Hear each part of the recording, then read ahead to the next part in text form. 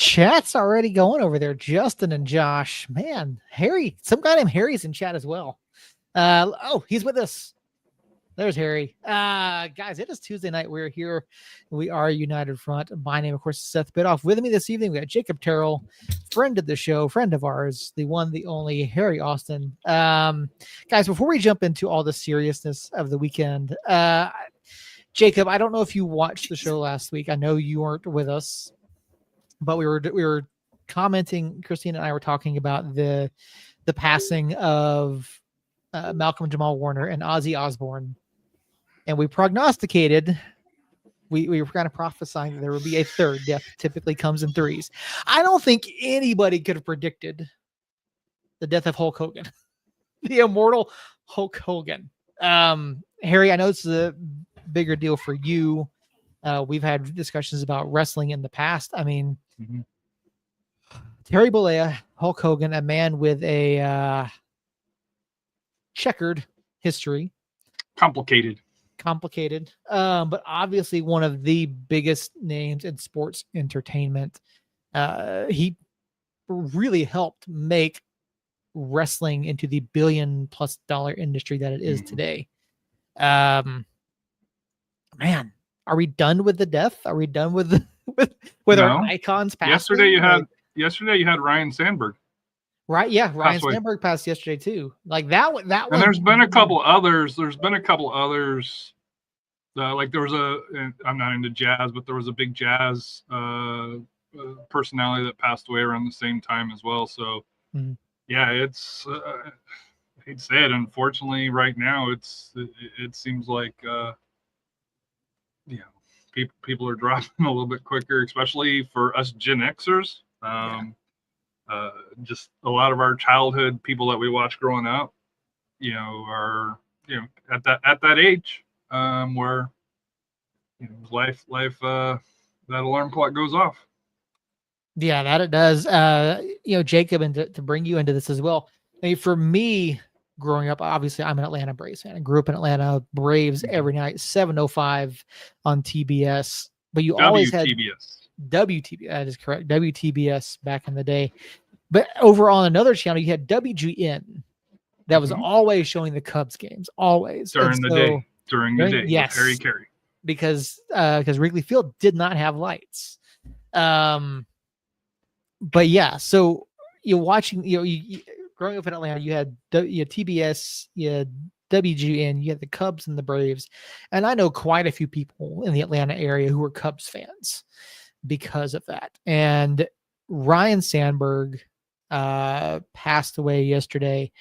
This one hit because he's not terribly old, but watching Ryan Sandberg, and I think Jacob, I think you'll agree with me, Ryan Sandberg is one of those guys who did it the right way.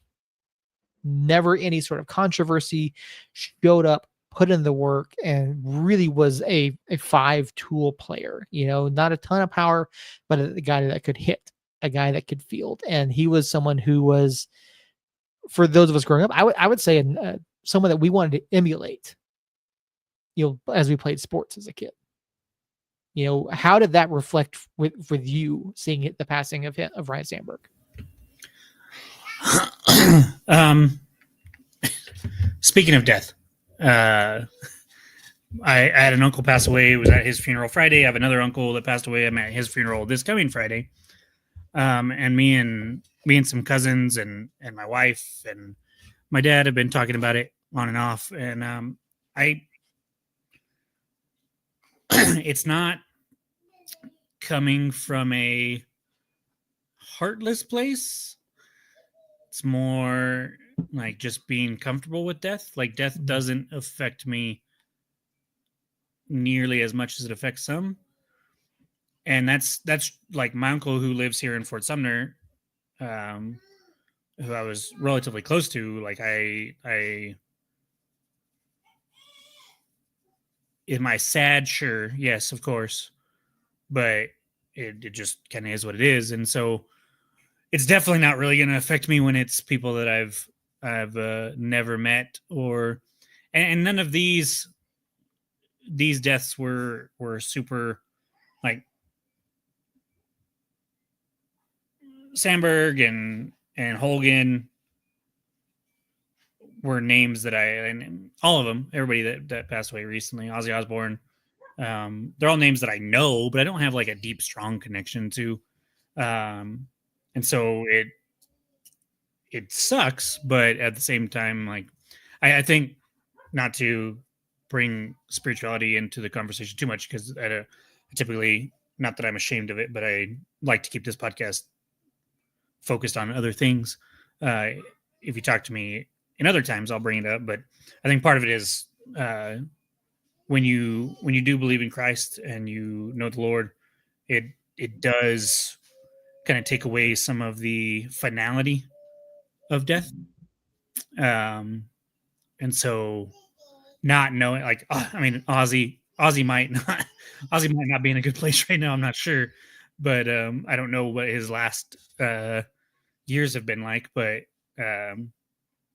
I find peace in that on both sides, knowing that, you know, we're not gone forever. We're just not on this earth anymore. And so I think that could be part of why I handle it relatively well. But yeah, it's just kind of like Justin said, people die every day. Next, like circle of life, my friend. Yeah, that is. Yeah, I think people come in. Hate saying that, not to be crude, but no, but it's true. It's very true. You know, people, you know, family members die, and that, you know, next generation starts, and the bond continues to go. Yeah, and we're all at an age where we are losing people, you know, at a more significant rate than when we were kids and things like that. And so, Jacob, I know you had mentioned something in our chat. Like, is there anything that we can do for you and your family while you guys are doing this?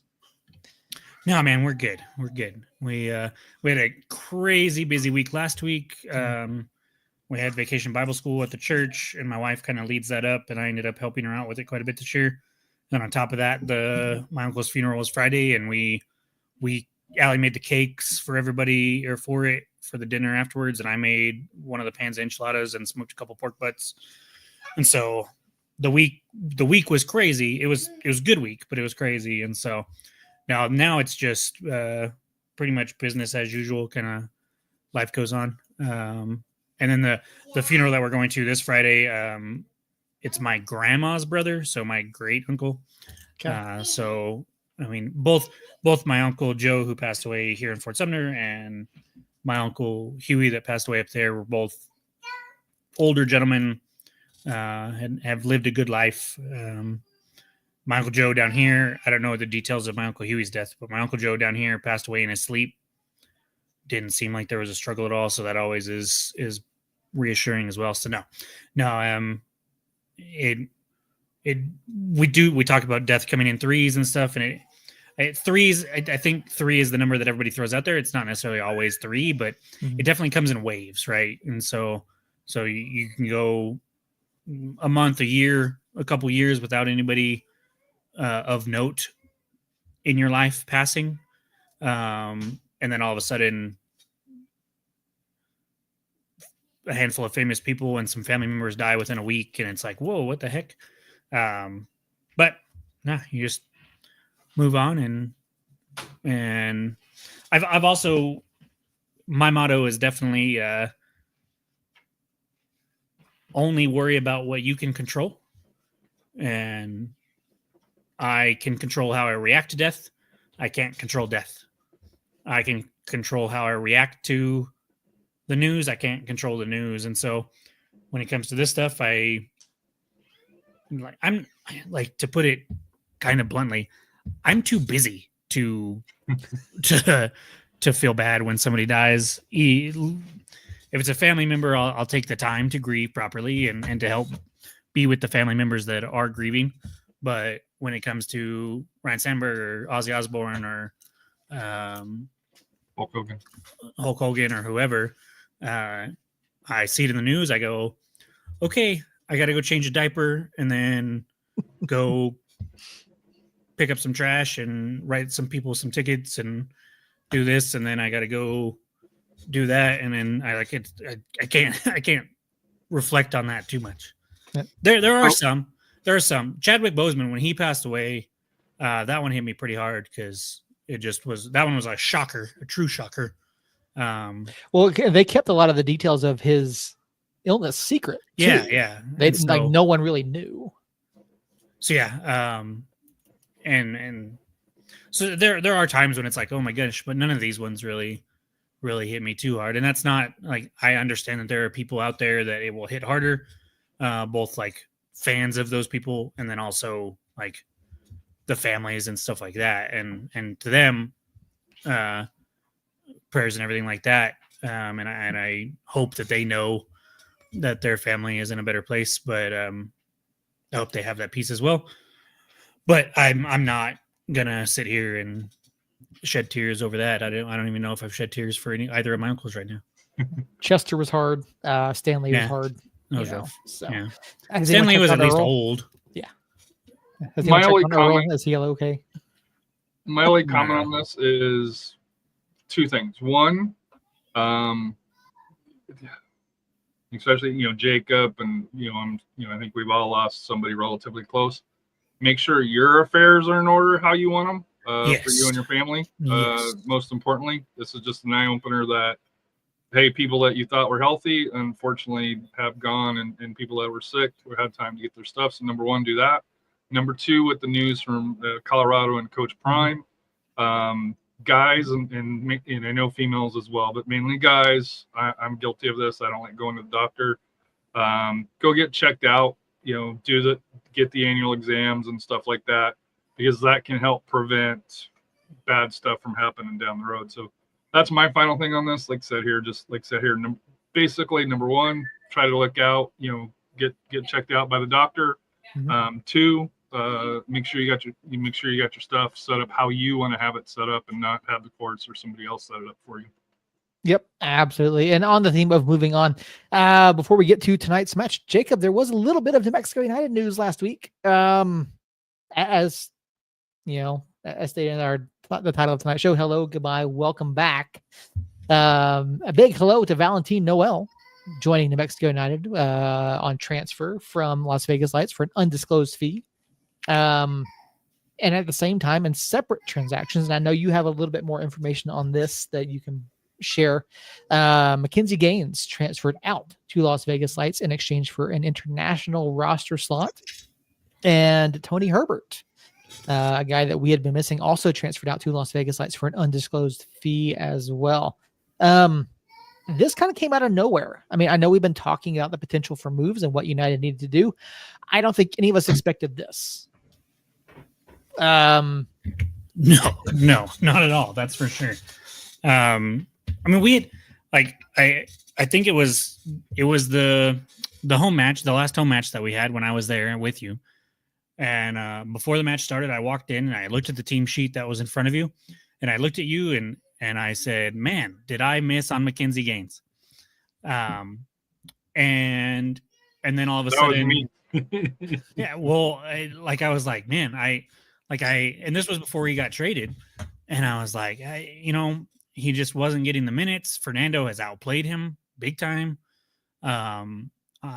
He's had like moments of brilliance that I've seen. Like his goal against, I think it was Phoenix, was an amazing goal, but just was something that I was just like, okay, well, that I missed there. I thought, like, I threw out crazy talk like MVP of the league and shit like that, and he just didn't come in and perform. But even me recognizing that, never thought we're gonna trade him away.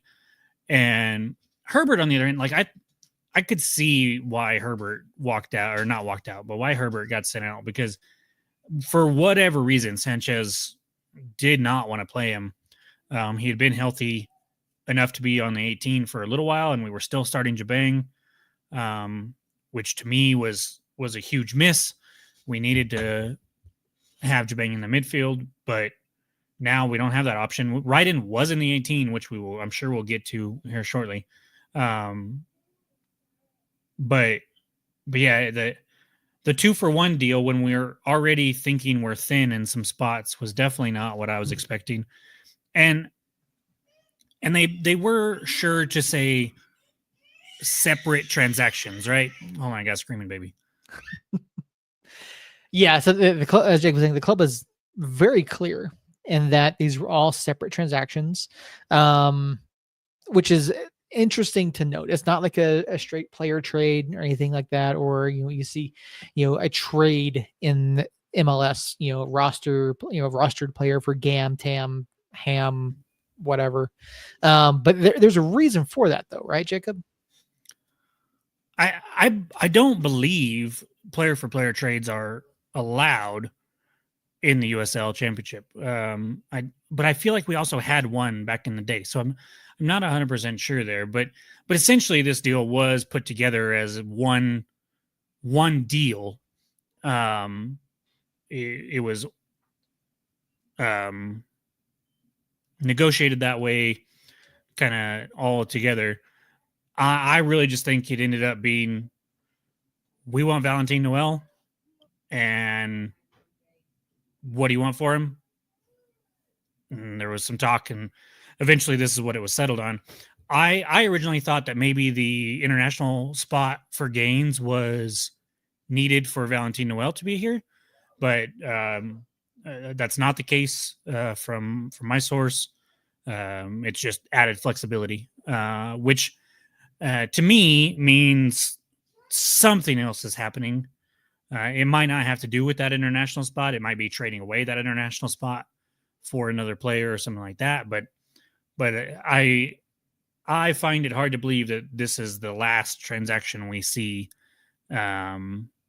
this during the season here. I think we see some movement mid-season, and yeah, that's I thought I knew Kiesewetter was involved. I wasn't sure who else was involved, but you're right, it was Brian Brown, because he broke the internet by being very bad for us. So yeah, I think we see some more stuff going down for sure. In a vacuum, I don't like this move, even though I am a big fan of Noel. I think we lose some depth that I was very happy that we had, even if Gaines wasn't performing to what I thought he was going to.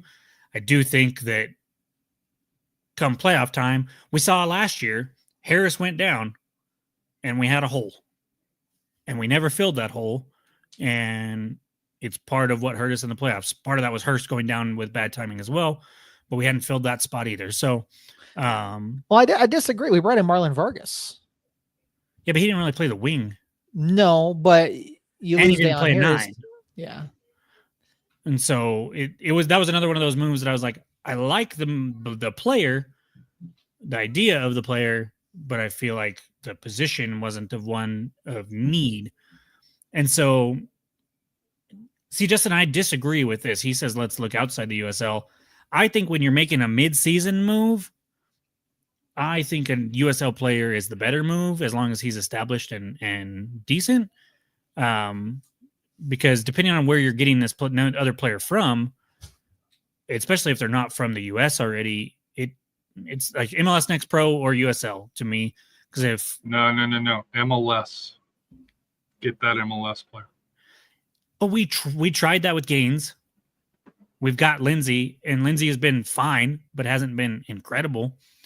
Jabang has been really good, but I don't know. I want somebody that knows the league and knows how it kind of more or less operates, so there's no growing pains.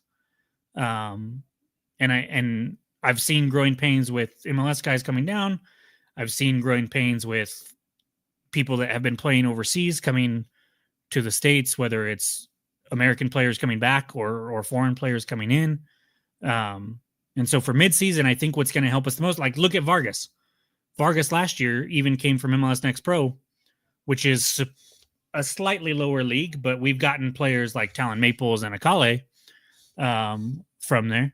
And it is what it is. It's not slightly, my friend. Okay. It's a lower league. But we've gotten players like Talon Maples from there who's come up here and dominated. And then we get Vargas midseason, and he struggled mightily last year. He didn't really get the option. He didn't get a lot of playing time, but I think that could be because training-wise he wasn't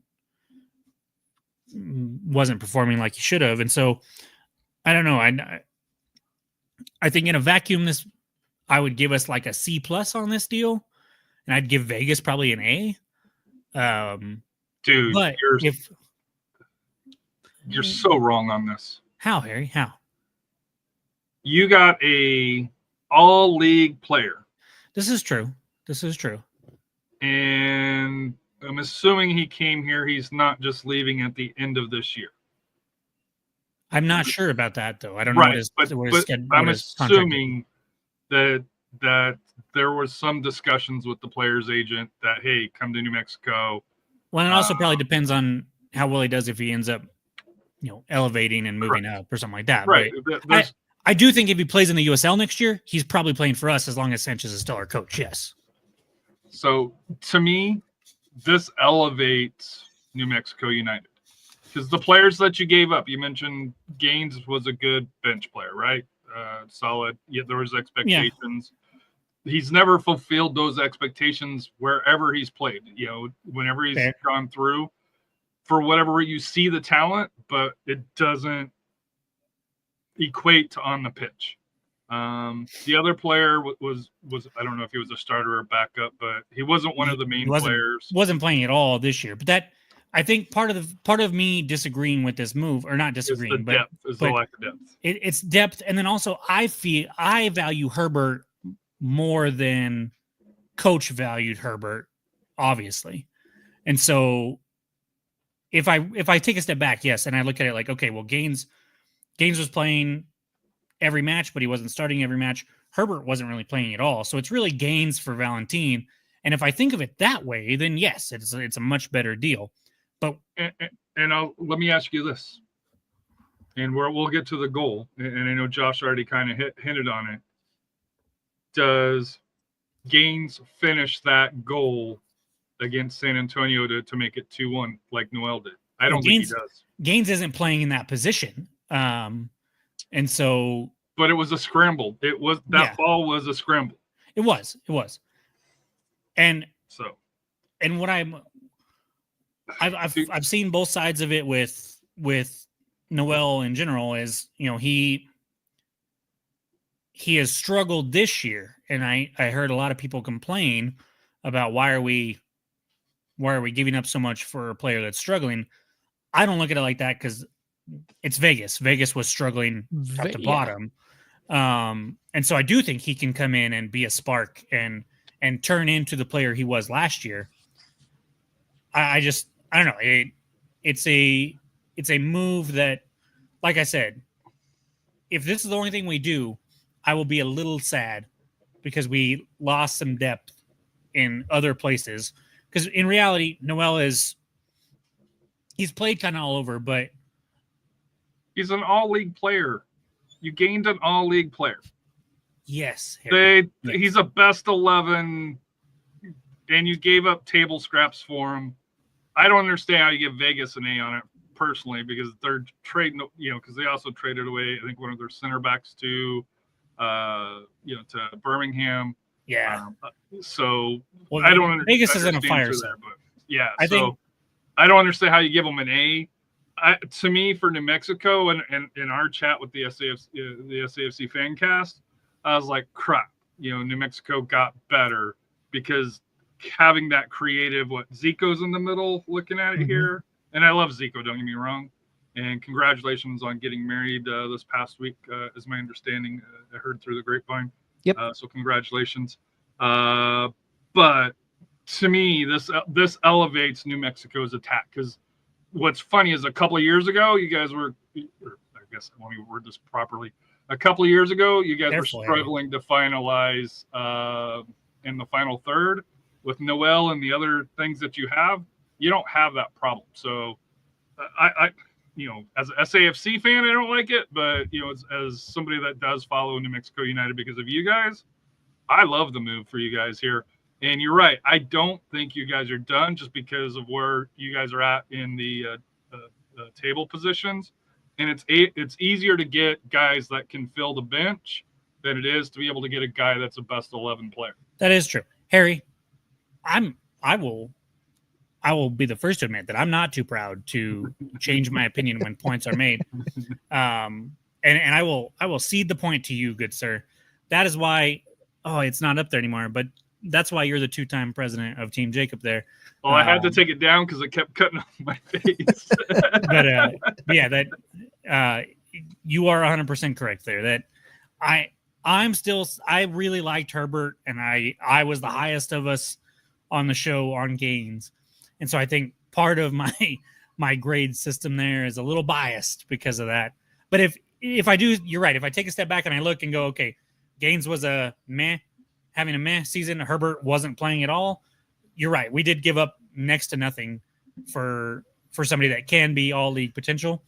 I'm very curious what the fees were and the money that was changed hands. If I'm assuming we gave up more, but I don't know. But yeah, it's no, you're right. I was wrong. You're handsome. I'm ugly. Well, let's not go that far. You win this one. So, all right. Well, joining us now, we've won the game. Yeah, there you go. We have Christina with us. Christina, we're glad you can make it. Hopefully, all is well with you and your family. I know you had something to take care of this evening. Yeah, mom duties. They had mom duties. Yeah, I might have sped just a little bit to get home.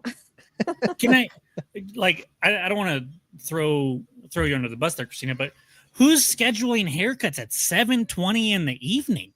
That's crazy to me. Oh, I don't know. Might have lost audio there. Can you hear me? Oh no, Christina, we can't hear you. We can't hear you. Yeah. I don't know what's going on. Yeah. No worries. Christina's gonna work on her audio, and then we'll get her back in there and to get the question that's burning in Jacob's mind as to why we're scheduling hair appointments at 7:20 at night. AirPods disconnected potentially.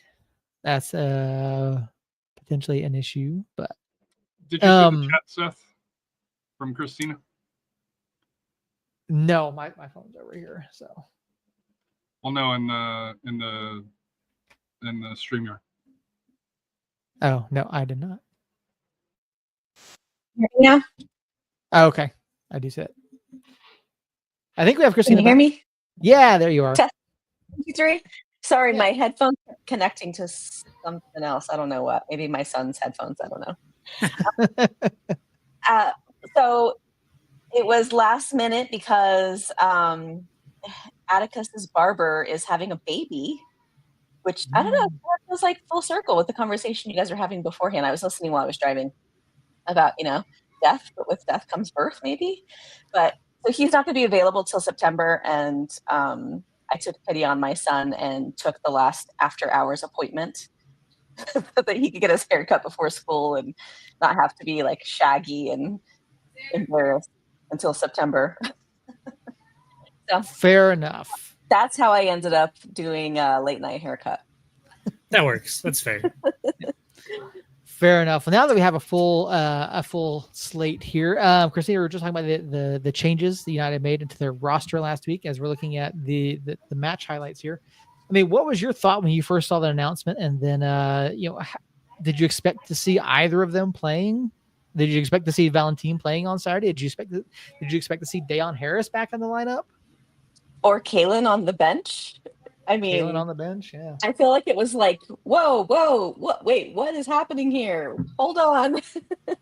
And as typical, I usually get the breaking news from you guys in the chat, and then I go onto social media and I check and get caught up on what's happening. But man, bittersweet. Like, I was excited for the prospect of Noel, but I was just saying on the last episode how much I am missing Herbert playing, and so I'm really sad to see him go. I feel like he had a lot to contribute, but maybe it means he'll get more minutes in Las Vegas and get an opportunity to contribute and help turn things around for them. So yeah, definitely bittersweet. So excited for Dayon. I've been waiting for that moment, and even more thrilled that he got such a killer goal. Like best way to debut back onto the pitch for him, for sure. So both of our goals were spectacular. Yep. And right out the gate, I really enjoyed watching Noel play. I feel like he was playing with a lot of energy and creating just a lot of chances, running off of the ball. You could see the drive. You could even see him, I feel like, in it's by the 88th minute or so after yet another foul when San Antonio was setting up. And Noel was like telling the guys, like, come on, like we like don't give up, we got this. And then a couple minutes later, scores. So thrilled for his addition. I'm super curious to see if we get more because I'm worried about the depth. Um, I felt like we needed somebody, we needed an attacking midfield, so I'm not surprised by that. But now I'm worried about the depth of our back line. Speaking of depth concerns, Harry, obviously San Antonio got Jorge Hernandez back this week. San Antonio has dealt with a number of injuries throughout the season. Hernandez probably, in my opinion, being the biggest. And now you've lost Paredes for what appears to be, at minimum, the rest of the season. What looked to me when the injury happened, but potential ACL injury. I mean, what does San Antonio need to do in terms of roster construction here as playoffs are looming? They need to get a number 9, as we saw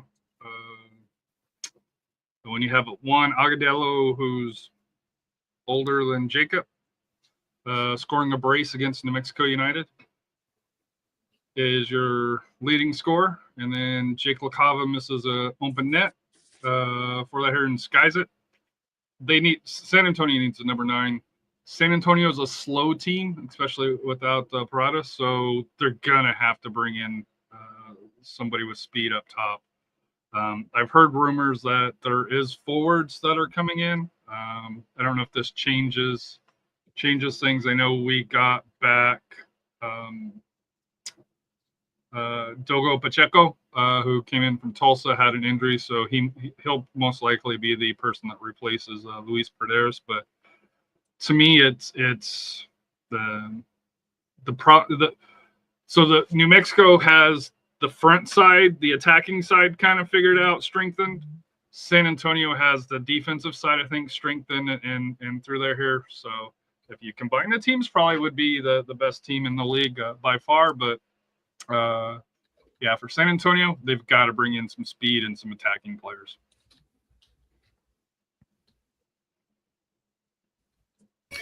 And some people that can finish a penalty. Well, or do you want to give us your theory? The theory in San Antonio. It's not yours. It's not yours. It is not my. I don't necessarily believe it, but a lot of SAFC fans are saying that San Antonio missed the penalties on purpose.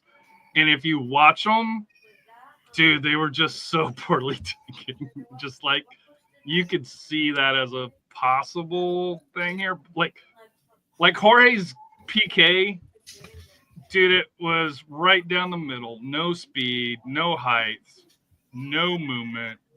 And who knows what Harvey Neville was looking at, because he just kicked it out. And Tainer, his was just a rocket trying to kick it out of the stadium.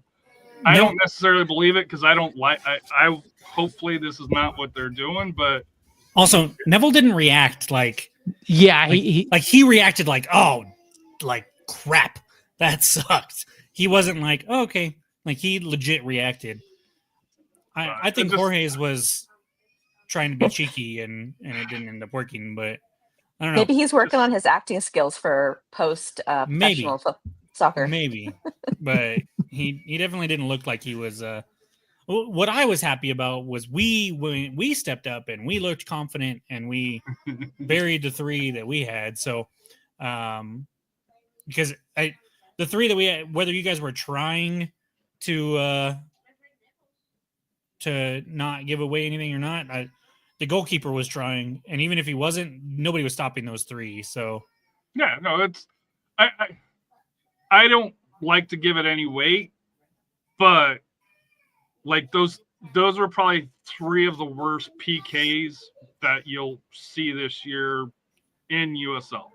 I will say that our shootout against Phoenix was worse because I know we were trying. That was awful. But and to me, the reason why people are saying, "Hey, they don't want to take," is because you don't want to show tape. there's already tape on Mitch. There's already tape on Jorge. Harvey Neville, I'm assuming you could probably go through and find tape on him. And here, I'll give you a little bit of positively. We got Harvey Neville from Phoenix because he couldn't even make their 18, and he looks to be a good fit in San Antonio. So yeah, and this where it kind of gives you a little bit of credence on, hey, transferring players over within USL. That is one huge positive because, when I was talking to Rising fans, they're like, dude, the guy can't play. He wasn't a fit, just a bad through here. But everything that you hear about in San Antonio with Neville, he's fit in. He's came in. He looks the part. Now, whether he'll play that way or not, we'll continue to see. But to me, as far as like just from the and I know they're a New Mexico show, but for the San Antonio aspect, they got the job done. Now, I will say giving up a second 2 goal or giving up 2 goals in the last 10 minutes again, because they did that in New Mexico with the red card and then fell apart. 10 minutes of extra time here, which I think it was a little bit long, but it is what it is. New Mexico fought through. From a San Antonio aspect, it's one of those games where we lost, but we won, if that makes sense, because we're moving on. But yeah, from a coaching aspect, I bet you coach loves that because he can get on to him and say, hey, look, for 88, 89 minutes, you guys outplayed them, you had them shut out, you let down your goal against your shield against a quality team like New Mexico, and they punished you. And so, best of both worlds, maybe. Entirely could be. And speaking of Neville, talking about how he didn't fit in Rising, maybe it was a coaching issue. You talk about this being a coaching moment for San Antonio and Yamosa. Maybe there's an issue with the coaching in Phoenix, or maybe it's just Phoenix. Maybe it's just Phoenix. But so maybe that's why. And Neville looks like a talented young kid. Like he really. Well, player fit matters. Player fit does. Matters. It does. We've seen that. Where players perform well in New Mexico and then go out like Orange County. They didn't do well, and then they come back to New Mexico. Was it Weehan? I think it was Mr. Handball. He didn't do jack in Orange County, and yet he comes back to New Mexico and he looks like an all-star again. Yep, entirely possible there as well. So, Harry, looking at this, I mean, obviously, we can sit here and say that we didn't look very good. Yes, we had possession. We held possession. And, we've talked about it the past several weeks, possession without purpose. What are we doing with it? We had 3 shots in the first half, whereas you watch what San Antonio was doing, and San Antonio looked good compared to what we saw from San Antonio over the first several months of the season. San Antonio has really grown into this year. They're playing well. They were getting the ball out to the wings. You see Paredes here, and obviously, we got. I'll point out there's a misplay by Jabang right here. Just misplays the ball, doesn't get it. What was San Antonio doing so well that was working for them against how United wanted to spread the pitch? Well, I think they were countering them and just big them through, and then I think both of the goals were crosses, if memory serves me right, or along those lines. But the first one, like I said, the first one was a cross. Yeah. Sorry. I can't. Yeah, I don't know. There's not enough alcohol for you, Josh. Harry doesn't even have to be on for us to mention the handball, honestly. I feel like every other episode we mention it. I was having a conversation with Harry the other day, and he admitted to me that he actually wakes up in cold sweats at least once a week, just saying, "Weehan, and just losing his mind." So yeah. But yeah, like I felt like San Antonio played really well in this match, and by all accounts, other than Nicky, Nicky had a chance here. I think he made the wrong decision. San Antonio goes off the woodwork 2 other times in this match, 2 or 3, yeah. And then you've got the absolute skied shot later on. This really should have been a win for San Antonio. It should have been a blowout. Just they had the opportunities, and from a New Mexico aspect, the fact that they stayed in the game and then took advantage of that is all kudos to them. But yeah, San Antonio had multiple chances to put this game away without any question. Like Paredes right here, 1-on-1 with the goalkeeper and missed. Mm-hmm. Yeah, and yeah, at the same time, I kind of feel bad for Alex too, because Alex got touches to both of the goals. Mm-hmm. It's not like they went across goal and they're trying to force like a diving save out of him. He got touches to both of these goals and just couldn't keep it out. So I think it speaks a little bit to what Alex can do and his read of the play. And it's just unfortunate that he couldn't do it. And I heard it, from multiple people. Just Kings of Chaos finally, are back again. Like this was San Antonio's match. They controlled it. Despite despite not having the possession, San Antonio controlled this match, and we weren't creative, we weren't attacking, we weren't creating chances. Why do we continue to leave it to the last 10 minutes? Perpetually. Because you guys play without purpose with possession. I hate saying that, but until you guys are forced to push the ball and create it, it seems like you guys are happy just to settle around. Well, and I feel like both times that San Antonio countered so quickly, it was in moments where United wasn't moving to the ball and it was intercepted. They're waiting for the ball to come to them. You throw that in with just kind of rushed, sort of sloppy play. Our back line just kind of being a little bit frantic and not settling the ball. I mean, all of that combined, it just puts us in a really precarious situation where we're having to hustle to try to defend these counterattacks, and we're not successful. Speaking of, I went back, I was watching the match again today. So this play here, right before Agudalo's first goal, it was an interception in the attacking third. The ball pass was intended for Fernando. Mm-hmm. And he was waiting for it. Fernando sitting there waiting for it, doesn't go to the ball. Fernando tracks all the way back to try to defend this. So full credit to Fernando for his effort here. But you've got Talon Maples, who's also over on this side of the pitch. You've got Jabang in the center. You've got, and if you look right here, you've got Seymour behind Agudelo. Seymour holds up. If you watch this in at full speed, Seymour holds up to see what happens with Jabang. And so it's stuff like this. Now there's, again, Fernando's effort, because he recognizes what happens. Fernando's effort to get back was tremendous. But yeah, you have to fight for the second balls. You have to come to passes. You can't wait for things to happen. You absolutely can't. So we've got we've had a gentleman wanting to be on the pod for ever now. And since I joined, probably. Yeah. And I've talked to him at multiple matches, and every time I see him, when is it happening? When is it happening? Well, it's finally going to happen. We're going to bring him on right now. Christina, would you know the young man way better than I do. Would you like to introduce our buddy Jeremiah? Yeah, there he is. Hey, Jeremiah. Some of you might recognize him. He has been running the flag at the beginning, at the opening. What do they call it? The flag run. The flag run. Very original. Very original. You should see the flag he gets to carry, though. It is so cool. I took a close-up picture. It's got all of the different nations, the different pueblos. Super, super cool. Nice. But so Jeremiah, he's participated in a handful of the clinics. He's really befriended a ton of the players. He's collecting quite the collection of jerseys. So maybe you can share that with us too, Jeremiah. And he's got, I think, the best spot with being a ball manager. Yeah. So super happy to have you join us, Jeremiah. I see him over there by the United bench every match there.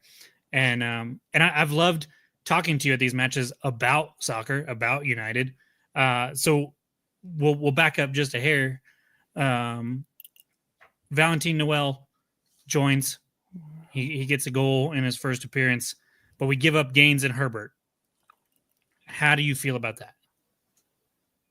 It was bittersweet. Yeah. I think My that's mom exactly what was Christina pretty said. upset. Yeah. She was upset about Herbert pretty good. Yeah, that's the one that hurt me as well. And I'm pretty hurt about Kinsey. Yeah. Was he one of the players that you have befriended? Yeah. I see you interact with all of them. You've kind of befriended all of them. Yeah. But I have it hurt because I have his jersey too. yeah. Yeah, that's a rough one. I mean, you watch the podcast, right? So you know my feelings on Mackenzie. I thought he was going to come in and be an absolute game wrecker for us and by be far. fantastic. And it hadn't worked out yet, but I thought he was still going to have a chance. And now I think he'll get a chance in Vegas. Hopefully it works out for him. Well, I think he can do good over there. It'll be a hard game whenever we go against the Lights. Yeah. Yeah, that's going to be rough. We've seen, who was it that just came back? Dayon. Hosu. Oh, you mean a Hosu. pass player? No, Oh, Hosu. yeah. Hosu is what I was talking about. I think I don't think when we play Vegas it's going to be. I don't think either of those two players in Gaines or Herbert are going to act quite like Hosu did, but it's definitely going to be emotional and interesting when we play them, because we do play them one more time, and so and we play them here, so that'll be the interesting part is how they're welcomed if they play there. So fast forward a little bit to the game. We've kind of already talked about it, but I'd love to, we didn't move on. Obviously, we didn't do quite enough to move on in advance in the USL Cup. But do you look at that match against San Antonio as a positive, a negative, a nothing? What are your thoughts? Kind of a mix. The first half we weren't there at all. No, not at all. But towards the second half, kind of towards the end, we finally figured it out, kind of. I agree. And I think Valentin came on and made a pretty big impact as well. He brought a lot of energy. And I don't know if you were listening before you hopped on, but me and Harry kind of went at it to begin with, and Harry changed my mind. And now I was already on board with Valentin, but oh yeah, I'm really excited for what he can do. And if I take nothing else away from that San Antonio match, seeing Valentin Noel's finish and then seeing Dayon Harris's finish, both of them were filthy. It's got to give me a glimmer of hope that maybe that's contagious, right? Maybe if they can finish like that, then people can gain confidence through them, and we can see Among finish like that. We can see Hurst finish like that. We can see Akale finish like that. Because finishing has been a problem. But those two were picture perfect. I mean, that the angle of Valentin's from behind the goal to see the bend that he puts on it it was insane. Is nasty. And then off the volley for Dayon with Maples, I believe, assisting on that. The header back into the box. Yep, it's just fantastic there. So we get knocked out. Harry, good luck moving forward in the USL Cup. Harry, who do you guys play in the quarterfinals? Hartford. Tomorrow in San Antonio. Yeah, you should get that. Hartford's looking better. I'm not overlooking Hartford, and we'll talk about it now going into this preview. You've learned your lesson, Jacob. Well, so I stand by my Lexington prediction. Lexington was garbage. They were garbage going into that match. Hartford, on the other hand, they have been improving more and more and more throughout the season. They've done really well in the USL Cup. They didn't win their group, obviously. They get a wild card, but they've looked competitive and looked strong. They made I just saw that they made a signing, Injai from Oakland. I think it was Oakland that he was last with. I know he spent time in Oakland. He spent time in Phoenix, and maybe spent time in Colorado Springs. He's headed over there, and so they're trying. And I definitely think that they're going to be, especially going east. Not because we struggle going east, mind you, not because of that. Just because going east is a little more difficult. I'm definitely not taking them lightly. And it's a midweek match after the San Antonio match. So tomorrow night, 5:30 5:30 on CBS Sports, not on ESPN Plus. So 5, Oh, man. Seth? 6 Mountain Time. 6. Mountain Time. Okay, nice. Yeah, the time was changed by half an hour. Okay, so 6 o'clock New Mexico time tomorrow night on CBS Sportsnet. I don't think it's on Golazo. I think it's on CBS Sportsnet, but I could be wrong there. It's not on ESPN Plus. That I know for sure. VPN and YouTube, huh? Yeah. I mean, I just have a Paramount subscription, so I get it there. Australia will have it too, I believe, and so there'll be plenty of ways to watch. I think there's a radio. Will it be on ESPN Radio? Yes, 1017 is carrying the match tomorrow. I do have news though. The Tulsa match on the 9th will not be on ESPN Radio. Boo. Okay. Because of a stupid football team out of Dallas. Of course. Boo. Oh, double boo.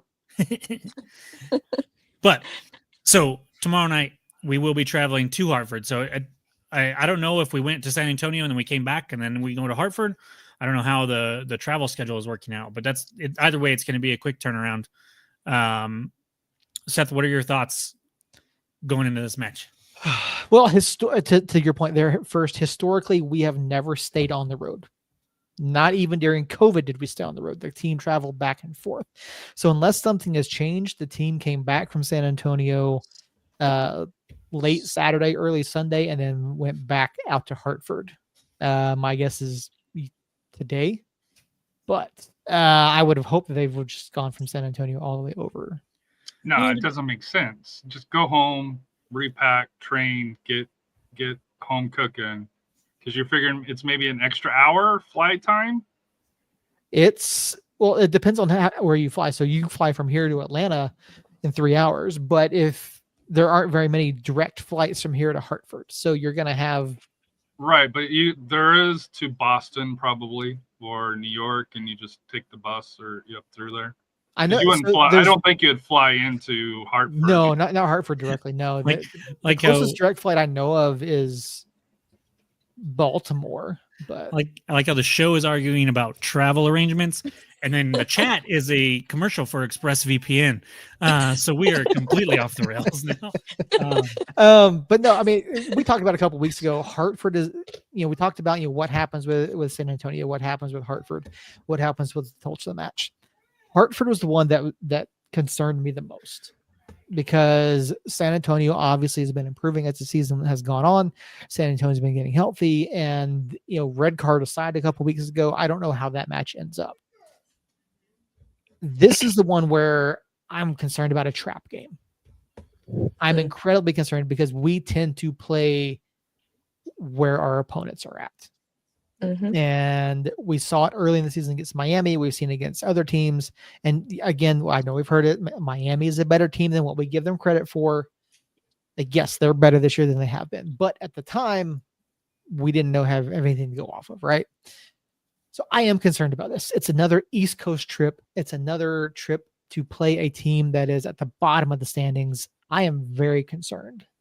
And I get the come home cooked meal, all that, but you're flying back from San Antonio late Saturday, early Sunday. You get a day and a half. They probably didn't even train on Monday to fly back out, or maybe you train Monday, fly out this morning. Like, it doesn't make I would rather they've flown out Saturday night, Sunday morning to Hartford, get a full day, get a full day's rest on Sunday, train yesterday, train today, go on to the match tomorrow. That's how I would have much rather, but historically the club has flown back and forth. So I am concerned with, again, travel, turnaround. I don't want us to fall into a trap here. And we have no match again next weekend, right? Correct. We don't play again until the 9th. We have 10 days off. Maybe that'll help them push through, knowing that they'll have a little break afterwards.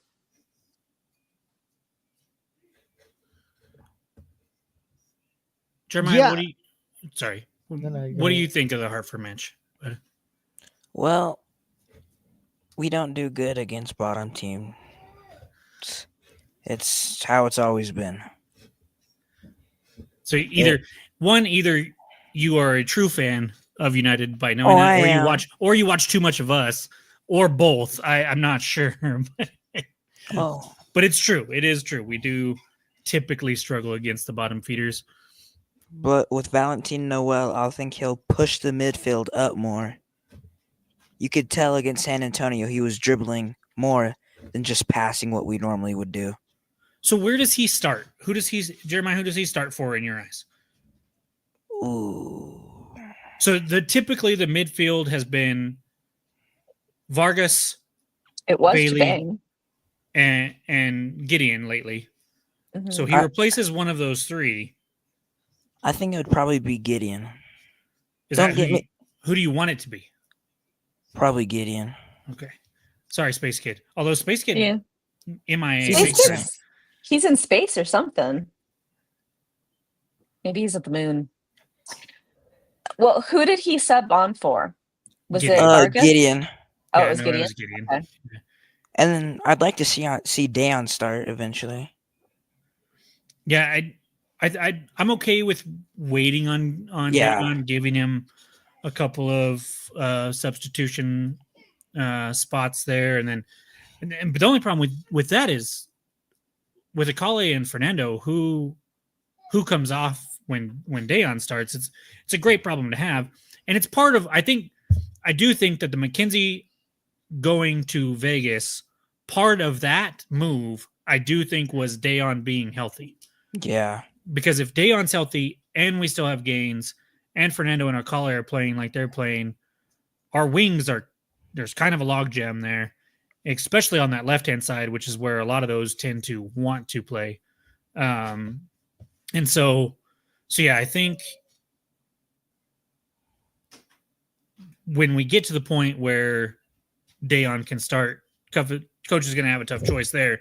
I do think Gideon Gideon has impressed me. Don't get me wrong; he has looked really good. I almost kind of want to see Valentin come on for Zico, which I know is blasphemous in this world. What? Zico just got married. He could use a little bit of a breather to this week, anyways. And so, not saying long term, I want to see Valentin in there for Zico. I think for this match, I wouldn't mind seeing it. And I also wouldn't be surprised if Zico's just not in the 18 because he just got married. Yeah. So I do think that if I were to bet on where he starts, I do think it's for Zico tomorrow. And then who knows after that. But and I also do like training, so I don't expect him to not be involved. Good. He was at the practice in Hartford today. So we'll just see how that goes. So we'll see. We'll see. I think no matter what, and it may be a point where Valentin doesn't start right now anyways, because he's been with the team for less than a week. I think he should. But he's gonna start. I knew Harry was. I saw Harry's face, and then I saw Harry scramble for the mute button, and I was like, "Oh, he's coming in immediately." I saw that. You're trying to hide your laugh there, Harry. I don't think he was trying to hide it. I'm not saying he shouldn't start, Harry. I'm just saying you start your best players. I'm just saying he just got here. Okay, he's got to get new to a different team. It's a different play style. Just calm down, Harry. Calm down. And how do you do that? By playing. Oh yeah, you do it by playing. Never mind, that's true. So we saw in the chat, Andrew said that Ride-In was still a few weeks out. I believe that was you that said that, Andrew. I'm not gonna find it right now, but yeah, that was Andrew. So it was Andrew. Yeah. So my guess is he was in the 18 as like if we need a body that we can throw out there and you stand still, or maybe like a backup emergency, like maybe we'd put him in goal and Tambakis would move to the D line. I don't know, but that is something that concerns me because it is Jabang and it is Maples, and then that is it without Herbert here. So that second move, that the next domino to fall needs to be a center back, and it needs to be yesterday. Yeah.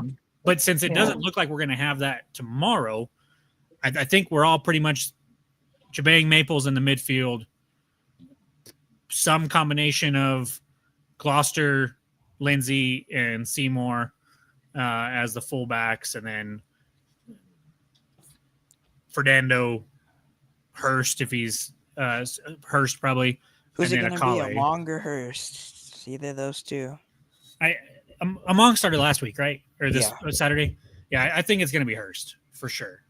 And so and that's Justin says count who we have healthy right now. Yeah, that's why Ryden was in the 18 because we don't really have anybody else. And so Getting all the academy kids in. Yeah, we need. What I want is Hoffman to get a chance as a Yes. backup center back. That'd be- I don't want him to start by any means Oh. because it'd be a tough place for him to go start. But I He do was think in the it's- 18 though. He was Yeah. in the 18. Yeah. So he's probably who will get minutes if we have to replace a center back. But I would love. Yeah. Hopefully, at this Kalen's point- just there for the locker room, as Yeah. captain to just be really helping the guys out in their psyche. At this point, I want a capable body at center back, even if it is Hoffman, because I want Jabang in the midfield. So Yes. Thank you. Yeah. I want him back in the midfield because he controlled it when he played for their midfield. But who are you He just- taking out? If you're adding Noel in, who are you? So you're taking two people out of the midfield. I'm gonna have to take Vargas out. Harry, you bring up a valid point again. Stop Yes. doing that. Sure. There's no place on this show for valid points. For common sense. Yeah, for no common sense on this show. But no, I think I can't take Vargas out right now. Vargas has been our most consistent and best creating player. I'm not saying now. I'm thinking maybe eventually if we're Yeah. And there is some merit to Justin says Vargas goes back to being a super sub. There's some merit to that. But I don't know. It is a midfield that we've talked about having depth there. And if we get a center back in there, a starting center back in there to replace Jabang, then yeah, the midfield does get kind of jumbled. But I think Jabang and Noel and probably Vargas, in my opinion, are those our three two would best. be insane. I think those are our three best midfielders right now, talent wise. And by Harry's logic of you play your best players, I think those three have to be out there. And unfortunately, Zico and Gideon have to be okay with the role of being a backup. And But at least we have Zico for another year. Him and Maples. yeah. I wouldn't be surprised if Maples isn't with us, but we get some money for moving him on. But that's a conversation for hopefully not till the off season. I think he'll win Defender of the Year. Hey, He's in I the hope running. he does. I hope he does. Yep. Harry, do you play tomorrow? Nope. You have 2 games, don't you? No, we play Sacramento. Just until Saturday. Superheroes versus villain at Toyota Field. And of course, Sacramento is the villain because, well, they're Sacramento. But no, should be a good top of the standings battle while New Mexico sits at home on Saturday. Hopefully, as a San Antonio fan, it's one of those things. Hey, hopefully New Mexico gets a draw or worse. Just wait. But Just wait. I expect you guys to get the 3 points to be back up in second. Oh, so we're going to lose for sure now. Harry's backing us. Well, I hope you guys beat Sacramento, though, Harry. I know that we Me want too. to see San Antonio. We want to leapfrog you all, but I just hate Sacramento. I'd rather see Sacramento stay below. So, Christina, looking into tomorrow, are you like on a scale of 1 to 10?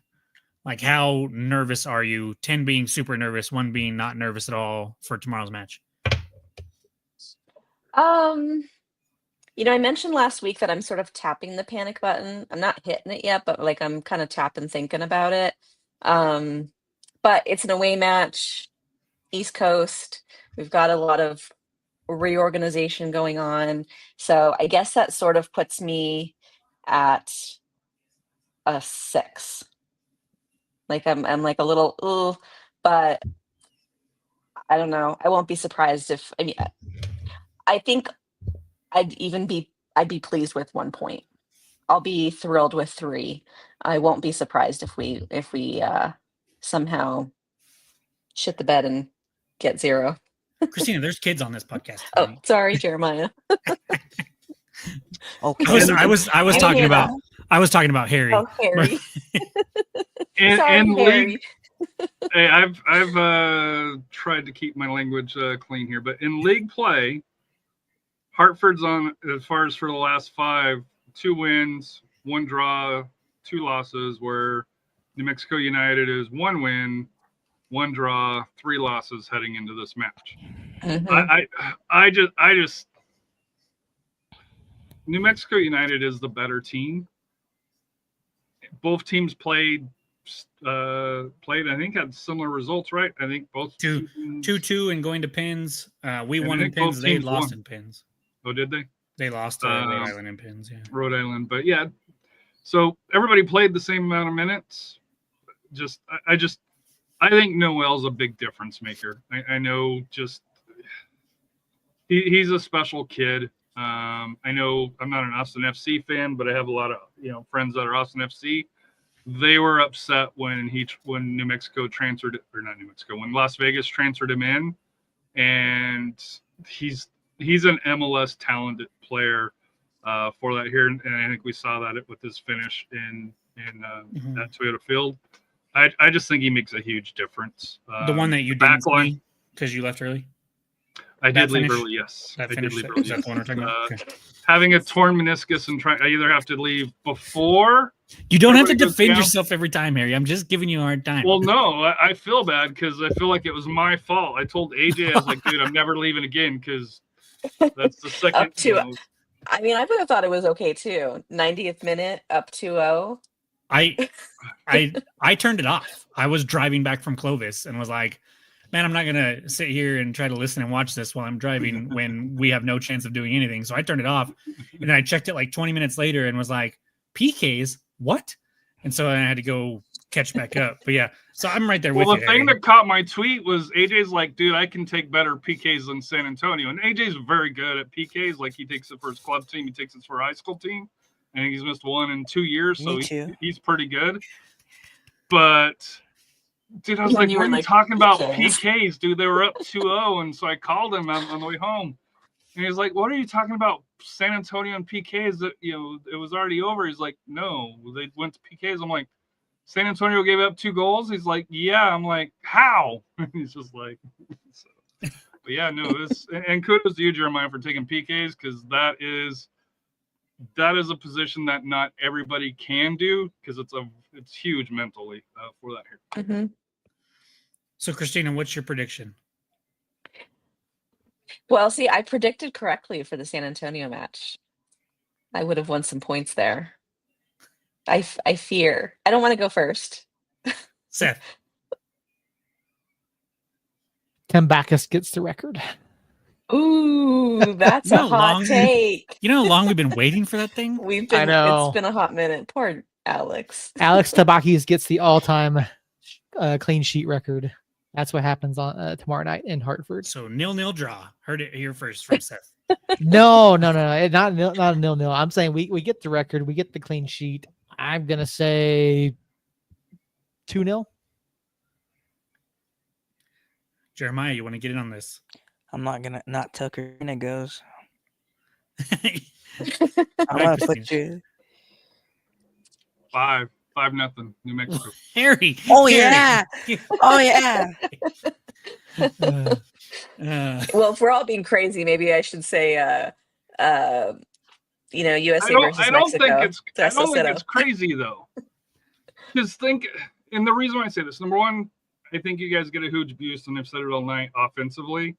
But I also think the other aspect that this match against San Antonio, yeah, you guys didn't advance, but just the mental side of it, where hey, we were down, we played a shit game, using your guys' mentality of hey, we didn't play well.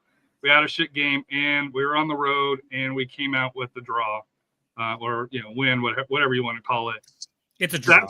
That's something that you can build on as a team. And then, quick travel, and I know you guys talked about the whole bonding and playing. The best way to do this is playing and being on the road, because you're with each other 24, 24 hours a day, during this time here. And I'm not very high on Hartford, and that's why I think San Antonio will get by Hartford, in the Jägermeister Cup at home, and watch they'll drop that one, because we tend to do what you guys do against poor teams and play down. But I just think with you guys coming in off a poorly played game, the coaching staff's going to be like, hey, watch the film. We did not play well. We did not attack the ball. We sat back, waited for things to happen, and got punished for it. I think New Mexico makes a statement, because league-wise, as I mentioned here, you guys have lost 3 out of 4 games. Stop reminding me. Stop. Well, no, that's I'm the voice of reason when I'm on. That's why I'm not on every often, because you don't like voice of reason. Fair. Okay, I'm gonna go 2-2. Partly because I don't want Alex to get the record yet. I want him to get it at home, and I want it to be on Zozober night. So why not go 2-1? I just think that's gonna be great. And at least give us the win still. I don't know. I'm not convinced. So it's gonna be a fun game to watch, but we'll at least bag some goals. Sounds good. All right, Jeremiah, you don't have an excuse now, buddy. 3-0. 3-0. Hursty gets on the board. Noel. And Hurst again, probably. A brace from Hurst. I like it. Yeah. I don't know. As long as Jabang has been back there, we have not kept a clean sheet. And Hold on. You're giving Christina crap because she didn't want to come out, and now you're like, I don't know, man. Can I finish my Can I finish my thought, Harry? Would you let me get it all out there first? Because what I'm saying is, I don't know about a clean sheet. We're going to win. I'm going to predict we're going to win. I never predict that we're not going to win, first of all. And I'm definitely not going to predict that we're going to lose or draw against Hartford, of all teams.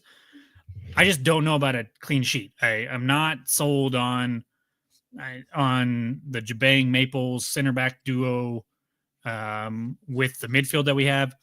Maybe with Valentin being in there, if it's Valentin in for Zico or Gideon for that matter, I do think that not that Valentin is a defensive minded player by any means, but I do think he might be better with the ball, because really where we've struggled is having the ball in the attacking half of the pitch, not doing proper things with it, and then getting caught out. And I think Valentin can mitigate those mistakes in our attacking half.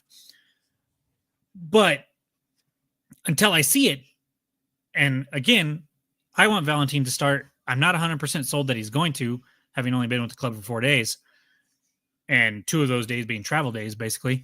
But he made a statement. He did. So I want him to start. I think he'll start. I'm not sure he's enough to make me think we're going to get a clean sheet. So I am going to say 3-1. I do think the offense does come alive. I just don't think the clean sheet is in the cards, in my opinion. And I hope, I like making predictions like this, because then if I'm wrong, I can go, well, hey, we got a clean sheet. Congrats to Alex. I won't even mention that I was wrong. And so yeah, I definitely think that it's going to be a good game. I do think we pull out 3 points. My son is loving making cameo appearances behind me, apparently, for no real reason. Hey, what about Seth? He's sitting back there twiddling his thumbs. What's his prediction? He predicted already. I said 2-0.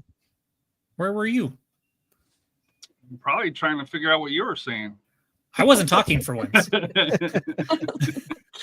He wants Alex to get the record. Yeah, that's what he was saying. Finally. I wanted to ask you, Harry. I think that's the reason why I was thrown off, because I'm not up to date on New Mexico United records. So I was always. No, it's not New Mexico United. It's a USL record. Oh, it's a USL. Well, I'm not up to date on USL records, so. I know, because they're FC player. They're so easily tracked. Okay. Right. So real quick, so we're all predicting a Hartford victory except for Christina, predicting a draw. But Hartford victory. Wait, what? Or sorry, no, a Hartford loss. Sorry, my bad. Misspoke. It happens. I want to go back to San Antonio for a minute though, because Harry tweeted at us earlier today. I'm thinking that's another SAFC fan there that mentioned San Antonio, New Mexico feel like they're close to becoming intense rivals. I want Harry's thoughts first because I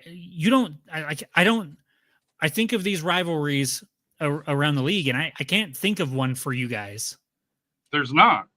Aside from like Sacramento, it used to be RGV. Right. It used to be Austin Bold, but they both have decided to take vacations for that here because that's the U.S. soccer way. But yeah, San Antonio doesn't have one. Tulsa is kind of fringe.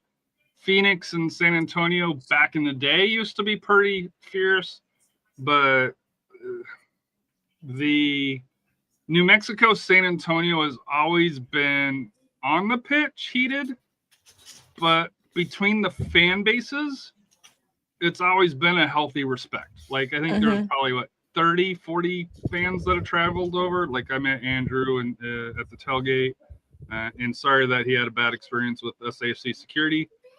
And join the club. Won't be the first time, won't be the last time SAFC fans have issues with SAFC security daily.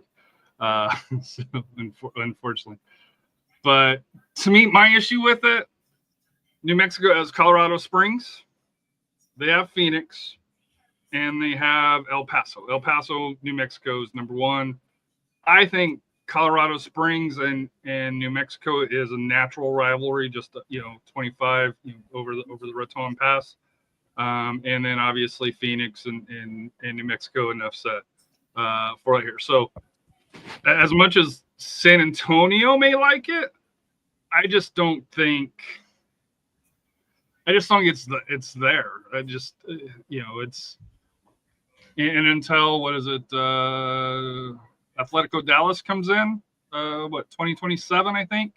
Yeah. And there's rumors of a Fort Worth team also coming in as well.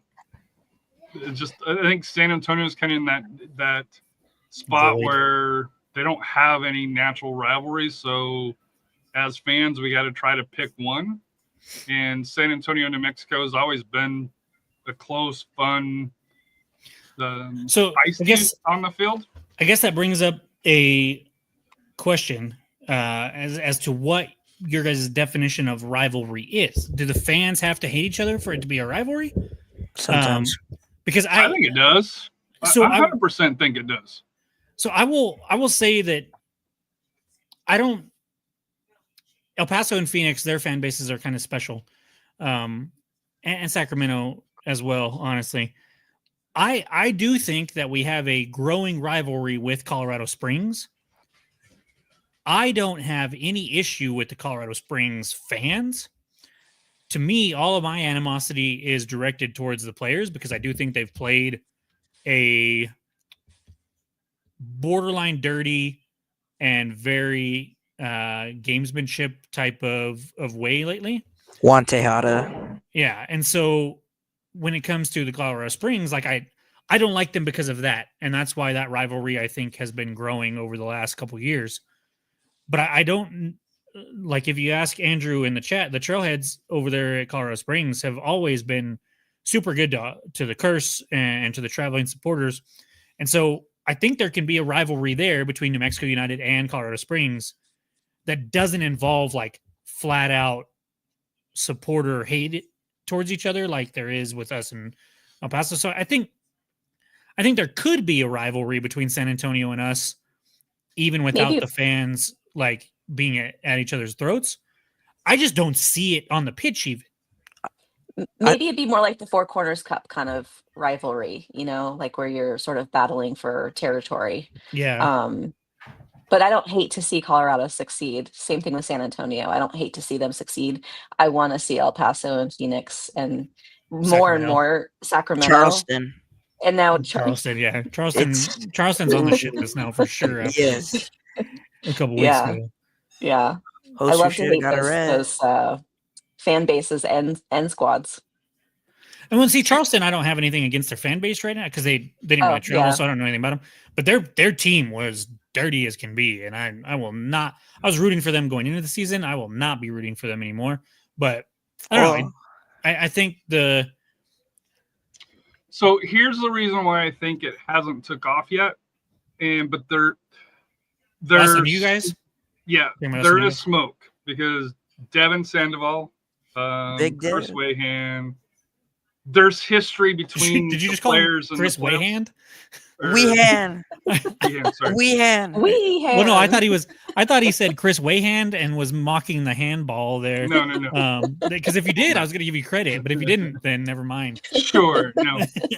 But to me, from a San Antonio side, those are two players that are nemesis. I get is probably the proper term. Just from playoffs and stuff along those lines. I just don't think from a New Mexico side that because I think all the playoff games have been in San Antonio, right? There hasn't been we haven't hosted a playoff game till last year. There hasn't been a San Antonio, New Mexico where in front of the New Mexico fan base something happened where yeah, you haven't pissed us off yet, Harry, is what you're trying to say. I'm wondering if it was San Antonio. Do you guys remember that year that a player, I think he spit on Devin? Do you guys remember that? And then afterwards they asked Devin, what did he say to you? And he said, F you and your hair. I think it was San Antonio. Oh, that was Tanner. It was Tanner. Yeah. That was it. So there's been little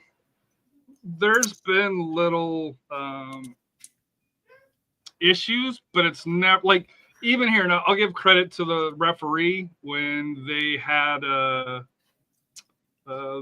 fracas right in front of the New Mexico bench early. Both of the players got yellow cards, and it seemed like the game kind of settled down a little bit from there here. But I think it could develop into a rivalry. I just from a New Mexico side, I just don't see it. I don't see it eclipsing El Paso number one. I don't even know if it would eclipse Phoenix. That'd never get past with El Paso.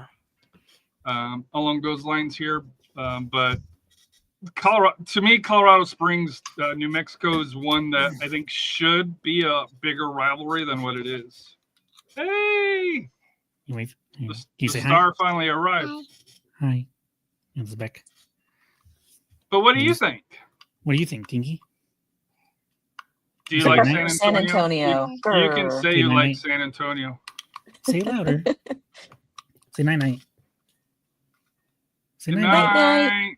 Bye. Bye. Sweet dreams. Okay, go get some sleep, okay? She's getting so big, Jacob. She is. She's so long. Look at this. Night, Tinky. Love you. You call her Tinky? Yeah, Stinky. But I dropped the S. Cute. So yeah. I don't know. I think rivalries are, unless you have like a really, really good one, then they're kind of just are what they are. Like the Phoenix matches and the Colorado Springs matches, and honestly, the El Paso matches lately have kind of felt a little lately. And so yeah, I don't know exactly what it means to have a rivalry with you guys. I think if the players don't like each other, then that's good enough for me. I'm always going to kind of root for you guys.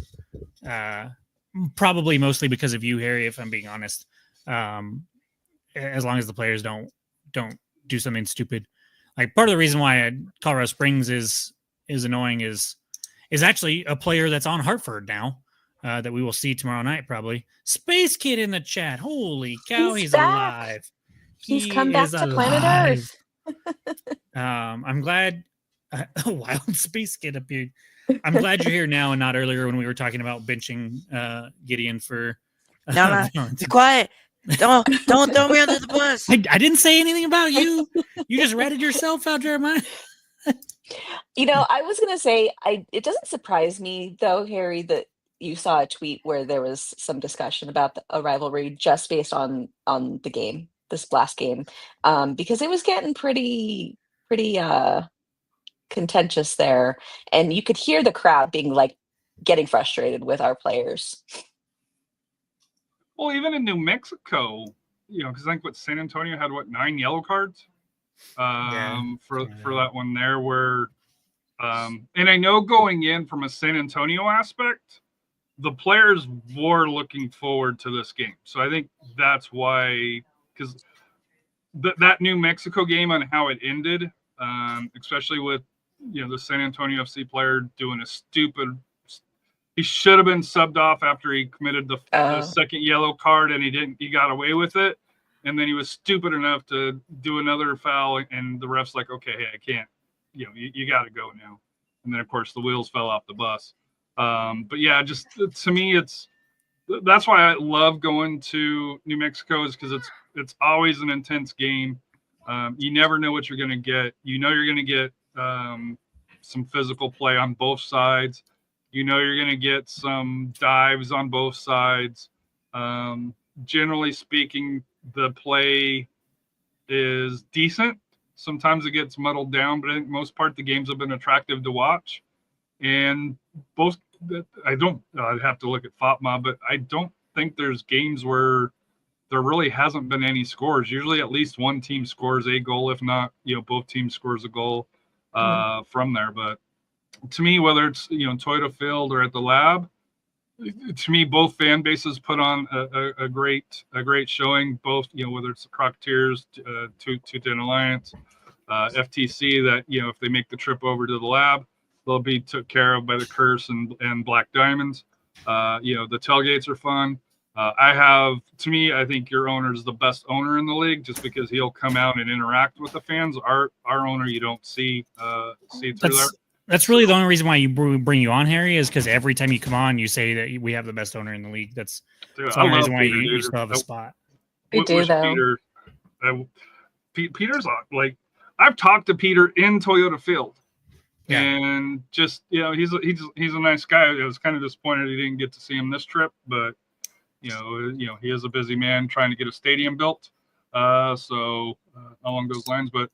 To me, like I said here, and that's why I have a problem, at least for me, seeing New Mexico, San Antonio become one of those derbies where it's spiteful it'll never be El Paso, it'll never be Phoenix, just like, because I think the two fan bases itself have a lot of respect, and I do think that hurts the intensity of a derby.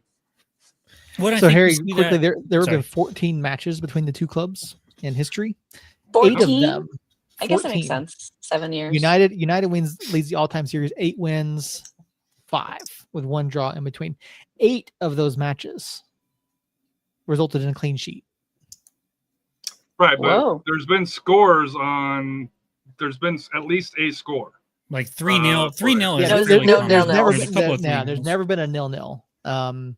Couple 1-0s, but that was it. Yeah, there have been 8 matches. Yeah, there was a great 1-0 in New Mexico that I attended, where there was a foul right on the edge of the box that we got the PK call, which was the perfect call. Don't get me wrong. I said in the stadium it was a perfect call, and unfortunately some New Mexico fans around me didn't see it that way, but the ref did. So there was also a 1-0 in San Antonio in the playoffs that also had a non-call that was the right call, and I'm sure there were some San Antonio fans that didn't see it that way either, but the ref did. So what made it extra fun was the match where we did the the drive-in. It was a drive-in show. Yeah, so cars honking, smoke, fireworks. That was a great win. Well, we've just passed the 90th minute, guys. We're officially in stoppage time. Are we going to add 10 minutes or wait until New Mexico scores to end the game? No, Harry. You cannot be bitter about that, Harry. You guys crap the bed again. Just embrace it and be okay with it. Agree, Andrew. I want more drive-in watch parties. Come on, that was pretty good. It was. I want to see the floor to Jeremiah one last time. Jeremiah, you've been wanting to come on for months now, if not a year now. Because I feel like we're coming up on, we've got to be just past Christina's 1 year anniversary. Yeah, because it was July when we went to LA, right? It was right after the July trip. Me and you came on. How is that possible? And then it was a little while before you actually came on like full time. But yeah, I know you've been wanting to come on for a while, Jeremiah. How was your first experience? And do you ever want to be on again? Because with having you on with Harry, I was worried it might scare you off. No, it's Harry. I am, dude. I'm like, dude, why did you bring him on? You ruined it. Voice of reason, to counteract Jacob. Well, I enjoyed it. I hope to be on again. I can guarantee you we will have you on again, Jeremiah. I've been wanting to get you on as well, and frankly, I was tired of you asking me every time I saw you when am I going to be on? Now I think it's going to be, when am I going to be on next? When am I going to be on next? And I'm like, yep. So I want to secretly do a mic'd up with Jeremiah because he's got like his ears to the ground over on that side of the. Oh, that would be nice. I should do that. We might get in trouble though. There's no way in hell they let us. No, it would be awesome to see. Just put a mic right here. Andrew brings up Andrew has a good one over here. Love to see the fans on the cast more, Jeremiah and others. Yes, definitely need to get a handful of other players on here. We've had Andrew on now. We've had Jeremiah. Christina started as a fan and has been recruited to even more. But any final words from anybody else, guys? Seth, you got anything else for us? I didn't think of anything else, but I didn't also talk about the stadium. We didn't this week because that was last week, week before last. I don't remember. It passed a while back. I think we've talked about it before. But what are your thoughts, Jeremiah? You want to bring it up? Oh, just wait. Our support's gonna get even better. Agreed. Yeah, it's going to be a tough ticket to get. It will be. That's why I'm glad we have tickets Mm-hmm. in the form of a media pass. I like Josh's idea, Jeremiah. Start a YouTube or TikTok full of United videos. Let me see. That would be fun. It's not a bad idea. All right, Seth, what do you got for us? Anything else? Quickly can confirm the club was training in Hartford. Yeah. No, I know you did, but I did some research as well, and found one of the logos on the field and went and looked it up. So they are. Fernando's going to score a bike. Internet sleuth, Seth. Yep, internet sleuthing. Did we get a prediction from Harry on the San Antonio Sacramento match? Yeah. Oh, let's do that. Yeah. What do you think, Harry? You're gonna wipe the floor with them. Most popular score is 1-0 in that series. Nicky Hernandez. So is that what you're going with? You're just going with? Yeah, I'm going 1-0 quo? San Antonio. Yes, of course. But my final thought. Go ahead. Nicky with a goal, and then immediately followed with a red card for doing something silly, celebrating. Yep, that'd be fun. Or it's going to be Agadello. It's got to be a late goal so that it doesn't hurt. Yes. It's got to be a goal in stoppage time where he does something to get a second yellow card and gets kicked out. Well, that's what happens if he scores against us. He's the type of person that would celebrate. I don't know if he would have against us, honestly. I think he liked his time here, but he'd hit the dance. I think he would have just kind of been like, "Yay!" Mondo kind of celebrated a little bit when he scored. I mean, they're all gonna do a small little fist bump. They don't make a show of it though. We've had several ex-players score against us. Now that I think about it, which immediately, is Swahi, Swahi, Moar, Nico, Preston, Colorado Springs. They all like to score against us when it is interesting after they leave. But so Harry 1-0 for San Antonio is what he's predicting. Christina, any final thoughts? I think it's going to be better than that. I'm going 3-0. for San Antonio to win. Yeah. Knock the wind out of Sacramento sails. Just depends who's playing keeper. If it's gonna be Joey Petroni, 2-0, San Antonio. One thing we didn't touch on, Rivas was on the injury report. Yeah. And I do believe he's going to be out for a while. Oh no! From what I had heard. Again? Oh, Sergio. I can't tell if there's sarcasm there or not. And Again, it's crazy. I don't want him to be hurt. It's a bummer for him. Yeah, that's a bummer for him. I was hoping things would turn around for him this season. Yeah, I don't want him to be hurt, but he definitely. We talked optimistically at the beginning of the season, but he's still the same Sergio. So, and honestly, once we get a center back, who's back in the midfield? Let's go. And Jabang's back in the midfield with that addition of Noel. I don't know how much playing time he was gonna get anyways. So the chemistry between those two will be insane. Yeah, that would be fun. Jane with the inside there scoop. Sergio tonight? Jane. Okay. Anyways, if nobody has us anything else, we've gone 6 extra minutes. If we go to 10, Harry will throw a fit. Lazo, Deon Harris. So without further ado, if nobody has anything else, I'll get us out of here. Hope to be on next week. We'll see. I do predict a just full-time commit position. to him. Just commit to Jeremiah, dude. Come on, come on.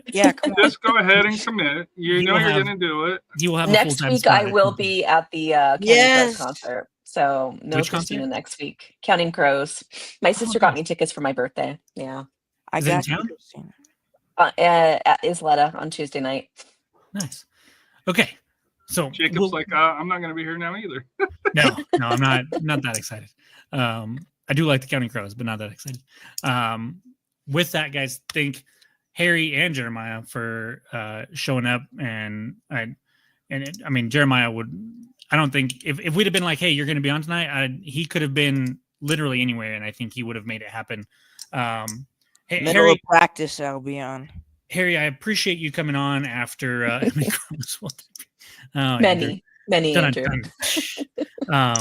Harry, I appreciate you coming on, even though you haven't beaten New Mexico in quite some time now. I appreciate you braving the waters here and coming on.